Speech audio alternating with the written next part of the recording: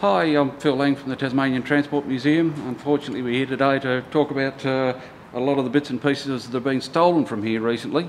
They're all copper fittings. Obviously, there's a pretty good market for black market copper around the place. But to make matters worse, they've actually started taking copper piping, safety copper piping off the locomotives behind me here, which makes it very hard for us to operate it in a safe manner. There's about 10 metres of copper piping missing so far.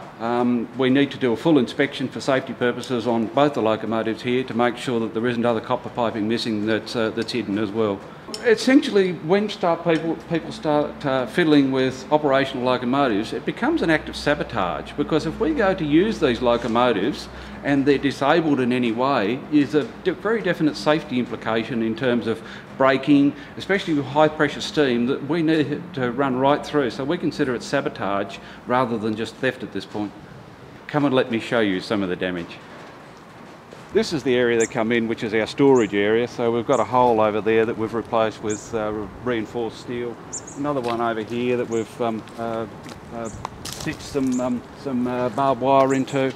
There's several holes further up the fence here, which unfortunately is a dark place of a night. So, and this has been snipped off with the intention of taking it away, but we found this on the floor. So as you can see there's 4 pipes.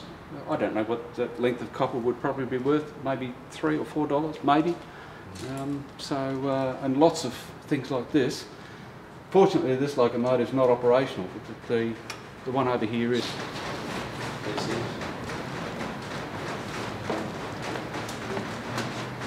So here they've made our power supply for the safety lights inoperable by removing copper pipe.